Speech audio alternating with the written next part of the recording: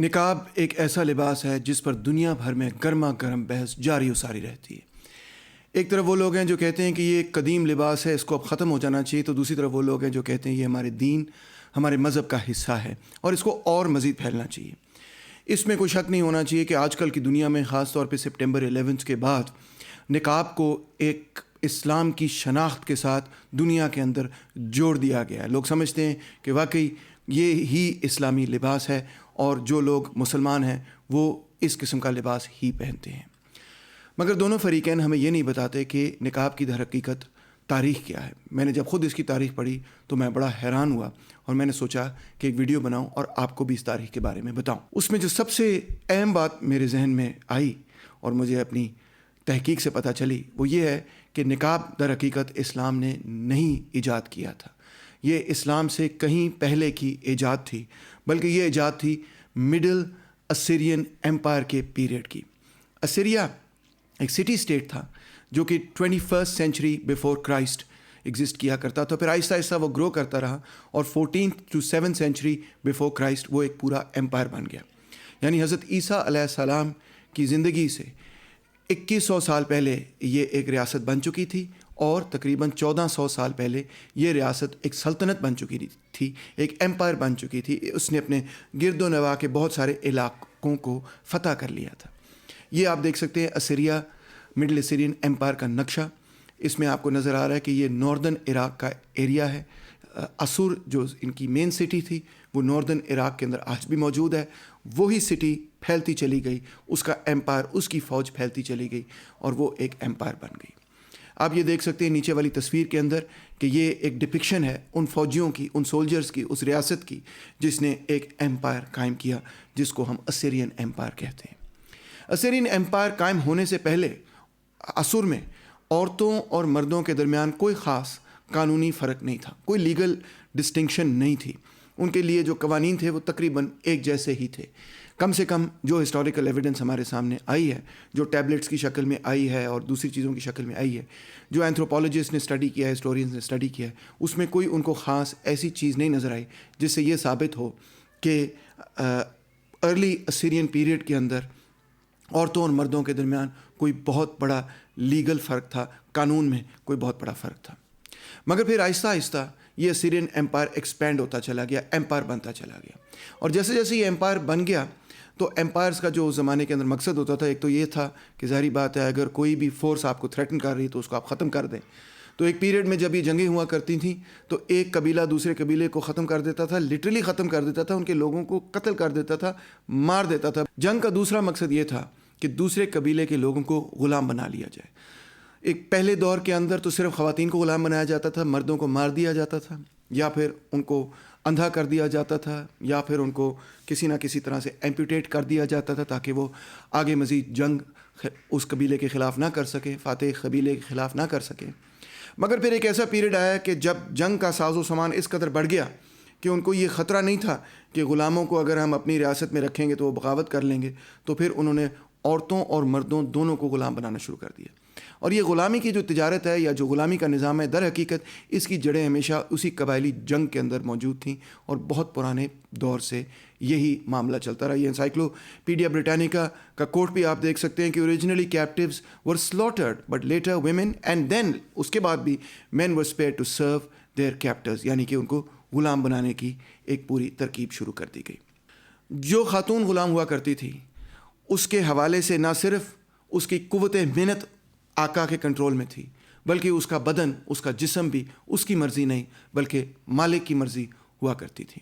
اس کا مطلب یہ ہے کہ آقا یا اس خاندان میں کوئی بھی مرد یا آقا کے کہنے پر کوئی بھی مرد، ان کی اجازت سے کوئی بھی مرد اس خاتون کا جنسی استحصال بھی کر سکتا تھا۔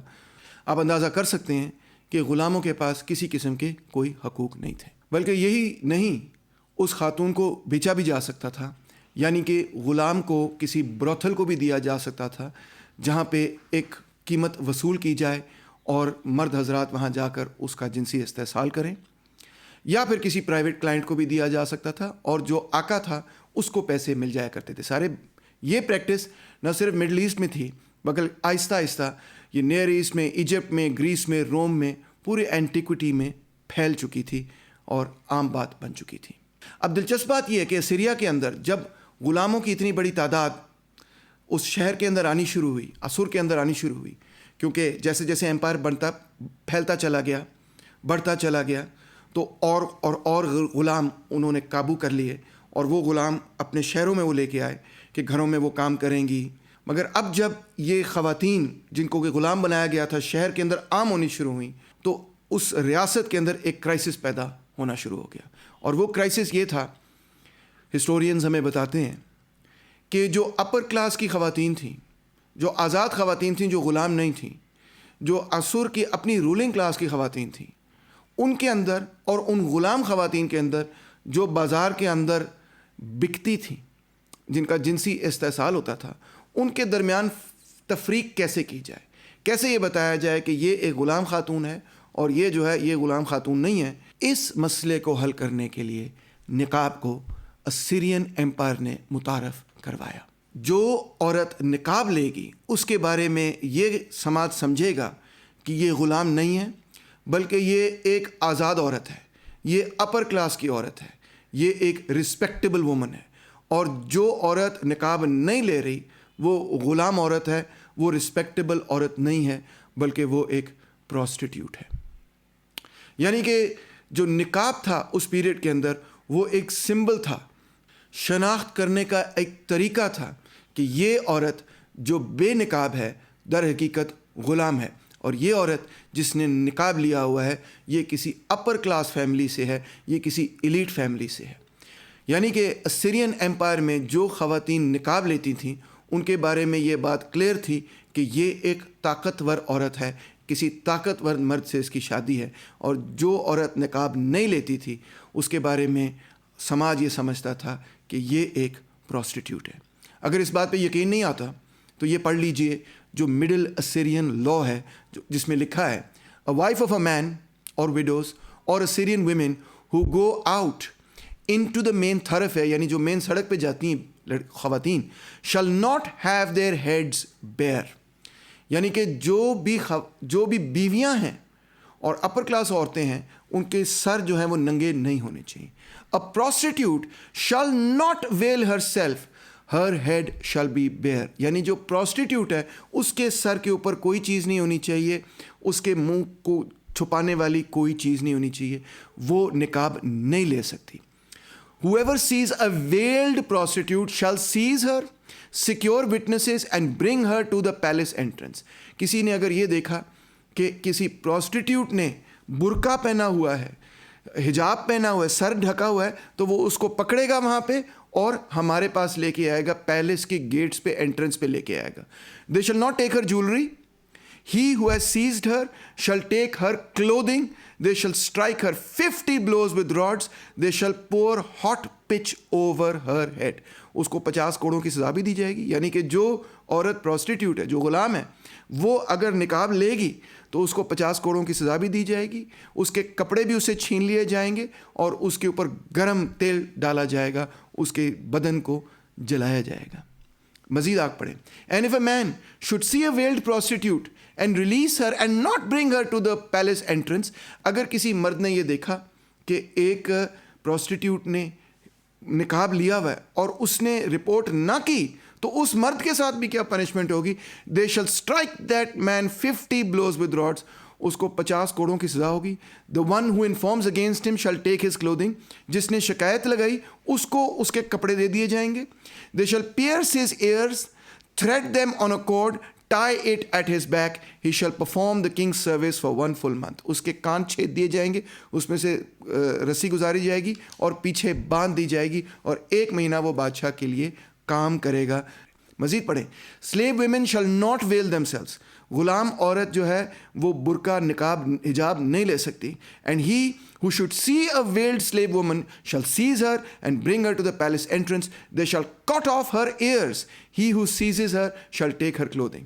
جو غلام عورت نقاب، برقع، حجاب لینے کی کوشش کرے گی اس کو پکڑ کے پیلس لے کے آیا جائے، اس کے کان کاٹ دیے جائیں گے اور اس کے کپڑے جو ہیں اس کو دے دیے جائیں گے جو اس کو پکڑتا ہے۔ پھر ایک اور پڑھیں۔ He who has seen a harlot veiled must arrest her, produce witnesses, and bring her to the palace tribunal. They shall not take her jewelry away, but the one who arrested her may take her clothing. They shall flog her 50 times with staves and pour pitch on her head. वही बात दोबारा repeat की गई है कि जो भी prostitute है वो निकाब नहीं ले सकती, वो हिजाब नहीं ले सकती, वो बुरका नहीं ले सकती, वो अपना सर भी नहीं ढक सकती. अब आप खुद अंदाज़ा कर सकते हैं कि रियासत ने ख़वातीन के हवाले से ये ड्रेस इन्फोर्स किया. ये दोबारा से आपको बात बता रहा हूँ कि हज़रत ईसा अलैहिस्सलाम की पैदाइश से 1400 साल कबल का किस्सा है और उस ज़माने की बात है. इस तस्वीर में आप मुसलमान ख़वातीन नहीं देख रहे, बल्कि ये लिबास है असीरियन ख़वातीन का. जो मिडल असीरियन एम्पायर की ख़वातीन थी, उन्होंने ये लिबास पहनना शुरू कर दिया. और आप झट से पहचान सकते हैं कि ये लिबास तकरीबन कमोबेश वही है जो आज तक मिडल ईस्ट के अंदर पहना जाता है. सो दोस्तों, नतीजा ये हुआ कि हज़रत ईसा अलैहिस्सलाम की पैदाइश से 1250 साल कबल रियासत ने ये कानून ना सिर्फ बनाया, बल्कि रियासत ने इस कानून को इन्फोर्स किया कि जो ग़ुलाम औरतें हैं वो निकाब हिजाब नहीं ले सकती, और जो आज़ाद औरतें हैं वो निकाब लेंगी ताकि उनकी शनाख्त अलहदा की जा सके. और इसके इर्द गिर्द आप अंदाज़ा कर सकते हैं कि पूरी एक आइडियोलॉजी, एक नज़रिया बनाया गया, एक सोच बनाई गई. और वो सोच यही थी कि जो प्रोस्टिट्यूट है उसका तो कोई ऑनर नहीं, उसकी तो कोई इज़्ज़त नहीं, उसको तो ख़रीदा जा सकता है, बेचा जा सकता है, उसका इस्तेहसाल किया जा सकता है. वो मॉडेस्ट नहीं है. मॉडेस्टी से मुराद यही थी कि वो उसको इस्तेमाल किया जा सकता है. जबकि जो बानिकाब औरत है वो ऑनरेबल है, वो मॉडेस्ट है, और वो अपने घर के अंदर महफूज है, वो बाज़ारों में नहीं फिर रही और बेनकाब नहीं फिर रही. यानी कि इस पूरी सोच की जो रूट्स हैं, जो जड़ें हैं, तो दोस्तों नतीजा ये हुआ कि ये सोच कि जिस औरत ने निकाब लिया हुआ है वो बाइज़्ज़त है, और वो औरत जो कि निकाब नहीं लेती या सर नहीं ढकती वो दर हकीकत ग़ुलाम है और बेइज़्ज़त है. ये सोच मुसलमानों ने नहीं पैदा की, क्रिश्चियंस ने नहीं पैदा की, यहूदियों ने नहीं पैदा की, बल्कि ये इस्लाम से भी 2000 साल कबल उस समाज ने पैदा की जिसके ख़िलाफ़ इस्लाम ने इनफैक्ट बगावत की. और इसकी जड़ें दर हकीकत उसी ग़ुलामी के निज़ाम में हैं जिसके तहत औरतों का जिनसी इस्तेहसाल किया गया, औरतों को ग़ुलाम बनाया गया. अब जब यहूदी यहाँ पर रह रहे थे, क्योंकि असीरियन एम्पायर ने, बेबीलोनियन एम्पायर ने यहूदियों को कॉन्कर कर लिया था और उनको एग्ज़ाइल में ले गए थे, तो जब यहूदी यहाँ पे रह रहे थे तो उन्होंने भी इसी कल्चर को अडॉप्ट कर लिया. जी हाँ, आप हैरान होंगे सुन के, मगर ये 1915 की तस्वीर है. और ये औरतें जो आपको इराक़ में नज़र आ रही हैं, ये मुसलमान औरतें नहीं, बल्कि ये यहूदी औरतें.